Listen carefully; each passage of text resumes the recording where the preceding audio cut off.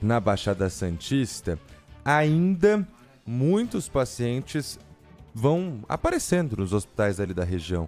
E pior, viu, Sabino, agora está se espalhando pelo estado de São Paulo. Por quê? Os turistas que estavam na Baixada começaram a voltar para casa. E aí voltam para casa com sintomas, ou começam a sentir esses sintomas, está se espalhando esse surto. E aí, o governo de São Paulo entrou na parada também para tentar entender o que está acontecendo. Demorou, hein? Demorou. Ontem nós tivemos uma reunião do CONDESB, que é o conselho que reúne as prefeituras da Baixada Santista, com o governo de São Paulo e a Secretaria Estadual da Saúde. Por isso, agora nós vamos conversar com a Michele Santos, secretária da Saúde de São Vicente, que é a cidade que preside esse conselho. Tudo bem com a senhora? Bom dia, seja bem-vinda à Rádio Bandeirantes. Bom dia, muito obrigada pelo convite, para a gente poder explicar aí um pouquinho para a população sobre essa virose que vem assolando aqui a Baixada Santista. O que foi tratado nessa reunião? Na verdade, nós fomos convidados, pelo governo do estado para nos reunirmos na tarde de ontem, os 9 municípios aqui da Baixada Santista, para a gente fazer um alinhamento de fluxo das notificações, da coleta de materiais, devido ao surto que aconteceu aqui na Baixada Santista, que vem acontecendo, principalmente nas cidades do Guarujá e de Praia Grande. Então, foi uma reunião bastante técnica com a equipe da Vigilância Epidemiológica do Estado de São Paulo, todas as vigilâncias do município e secretários, para que a gente pudesse fazer um alinhamento técnico de alerta quanto às notificações dos casos, como também as coletas do material, o envio para o Instituto Adolfo Lutz, para que a gente pudesse se realinhar nesse sentido. Secretária, bom dia, Marco Antônio Sabino. O que é de se esperar que seja feito a partir de agora? Bom dia, Sabino. Bom, graças a Deus a gente não vem vendo casos graves, derivados desses sintomas de gastroenterite que a população vem apresentando, que é diarreia, vômito, mal-estar. A gente salienta a importância da hidratação dessa população, que bebam bastante líquido, bastante água. E a gente espera, na verdade, mapear, porque a gente fala usualmente em virose, mas nós técnicos não sabemos ainda se é um vírus, se é uma bactéria ou se é um parasita. Então, por isso a importância... Não sabe ainda, secretária? Tem que fazer teste, não. É isso? Isso, a gente tem que fazer a coleta de material, os exames de fezes, a gente tem que fazer a coleta do material, encaminhar o Adolfo Lutz para que a gente consiga fazer esse rastreamento, e definir realmente se é um vírus, uma bactéria ou um parasita, que a gente ainda não tem isso definido dentro dos quadros. Pode ter quadros graves dessa gastroenterite? Ontem todos os secretários verbalizaram que não identificaram casos graves dentro dos seus municípios, As pessoas não estão tendo casos, apesar de ter aumentado o volume de atendimento dentro dos prontos-socorros e unidades básicas de saúde com os sintomas, a gente não vem encontrando um aumento de hospitalização, de internação desses pacientes. Então a gente está conseguindo controlar ali com as orientações e com os medicamentos que são dados aí nos prontos-socorros. Não passa pelo ar, não, né, secretária? Não passa pelo ar, é orofecal, então vem derivado de alimento, de água, tudo isso, então não passa pelo ar. Quando a gente fala que não há necessidade de uso de máscara, é exatamente por conta disso, Não é um vírus respiratório, ele é orofecal, então o alerta fica mesmo na higienização das mãos, antes e após as refeições, que lavem as latinhas de refrigerante, de cerveja, que comprem nos supermercados. Muito cuidado com as hortaliças, com frutas. Então, se a gente pode aproveitar um pouquinho de orientação da época do Covid, que era a higienização total ali do que a gente comprava nos supermercados, que isso continue e que a gente tenha muito cuidado com as procedências de gelo, Quando a gente fala que pode ser derivado da água, não é da água da Sabesp que a gente quer dizer. Muitas vezes a gente faz consumo de gelo nessa época de calor e a gente não sabe a procedência desses gelos. Então, a gente pede muito cuidado com a alimentação e com a procedência da água que a gente consome, porque é aí que a gente está tendo esse problema. Secretária, a senhora disse que ainda não dá para dizer, os testes estão sendo feitos em relação a exatamente o que está causando essa virose nas pessoas. Só que são milhares de casos Sim. somadas às cidades da Baixada. Já é uma certeza que é a água do mar o problema. Só não se sabe o que tem na água do mar. Não se tem essa certeza da água do mar. Apesar da gente ter as praias impróprias aqui na região no momento, a gente não consegue afirmar que é a água do mar. Como eu disse, pode ser também derivado ao mau condicionamento dos alimentos. Estamos numa época de muito calor que já propicia essa proliferação e as pessoas acabam fazendo ali, colocando nos seus isopores para se alimentar o dia inteiro na praia. Então, também está derivado na questão do mau condicionamento desses alimentos, como também, né, no consumo do gelo, da água, de forma que não se sabe a procedência. Mas é Então, bem improvável, né, secretária, que tenha vindo de algum outro lugar, porque, por exemplo, no Guarujá são 7.000 casos. Eram, né, até o fim da semana passada. 7.000 pessoas que comeram na mesma barraca de praia, 7.000 pessoas que entraram na mesma piscina? Não, é porque se for um vírus, ele também se espalha, né? Então, não importa. Quando a gente vê 2 pessoas ou mais dentro da própria família, dentro da mesma casa, já com sintomas, já se caracteriza um surto. Isso não quer dizer que as pessoas tiveram que comer do mesmo alimento, né?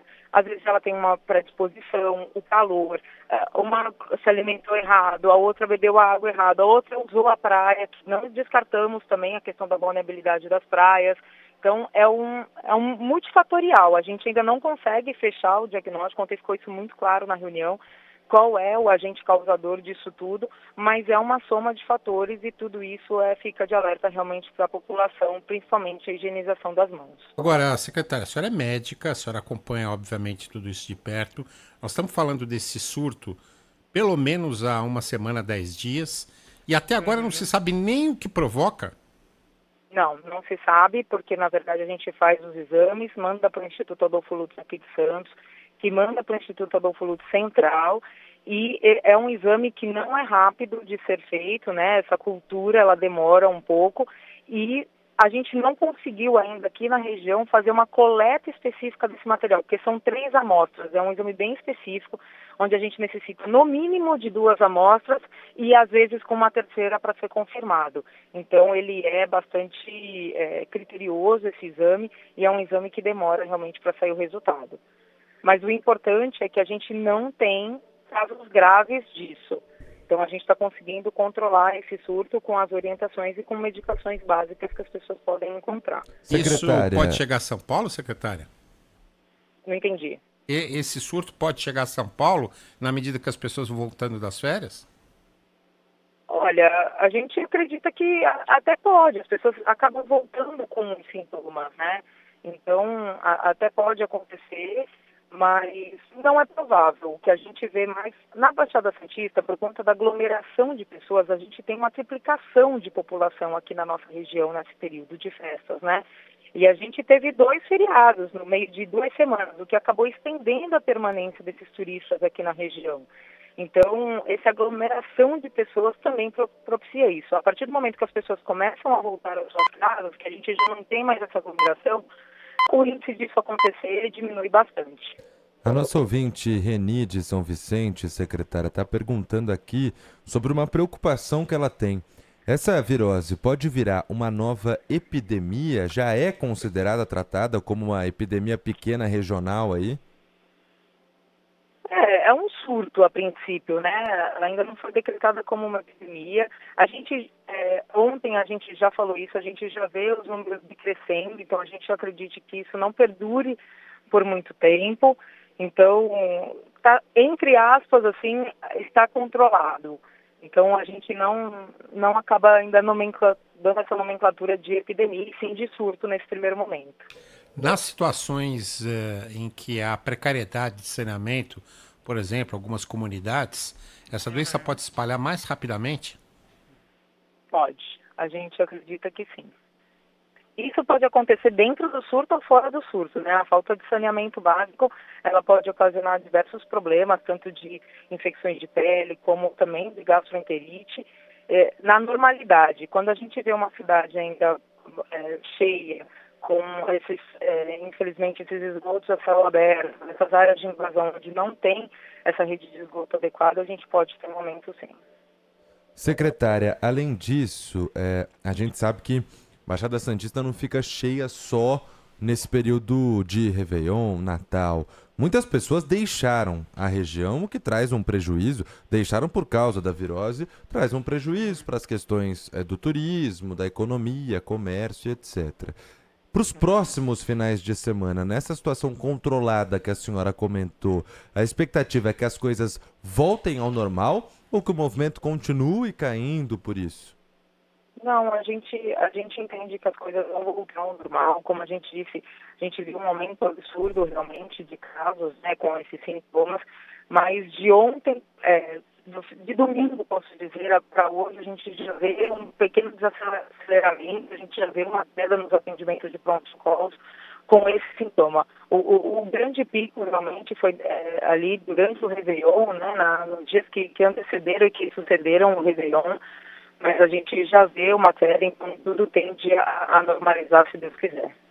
Eu não conheço os números de São Vicente, secretária, os números de turismo, mas nós entrevistamos aqui o prefeito de Santos recentemente, se eu não me engano, no dia 1º de janeiro, e ele contava pra gente que a cidade tem cerca de 700 mil habitantes e 4 milhões de turistas desceriam para Santos. Quer dizer, tem cidade que aguente, que tenha saneamento básico para isso, secretária, na sua avaliação?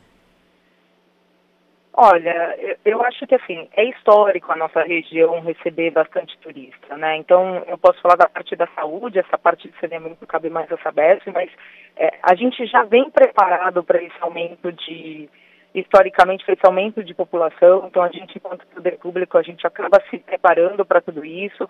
Os nossos prontos-socorros já estavam preparados para esse aumento de atendimento, não para esses sintomas, né, vamos dizer assim. Quando a gente tiver um aumento de atendimento, num primeiro momento, a gente encara como normal para o período, devido à triplicação aí da população.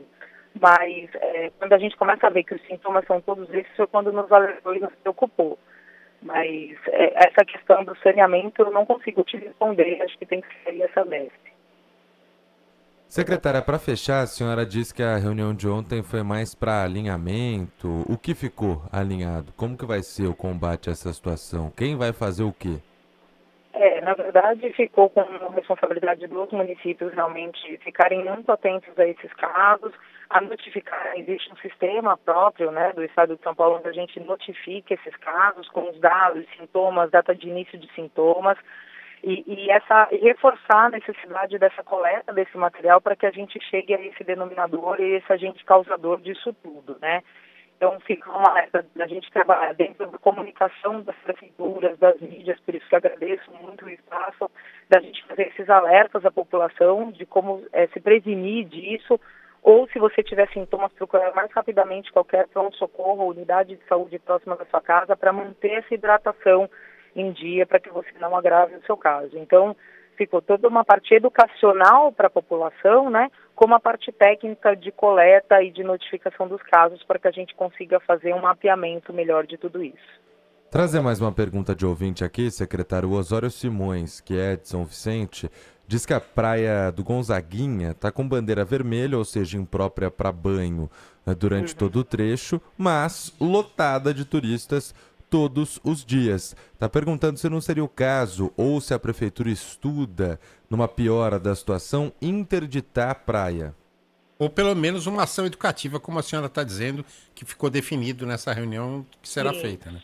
A ação educativa, falamos muito isso ontem sobre as praias, não é só de São Vicente, que está imprópria para banho, quase toda a Baixada Santista está, então ficou realmente, dentro dessa parte educacional, também alertar sobre as praias. Não há necessidade nesse primeiro momento de interdição das praias, não foi cogitado isso ainda, mas ficou sim de um alerta educacional para que a população respeite a sinalização da CETESB, né, de não entrar no mar.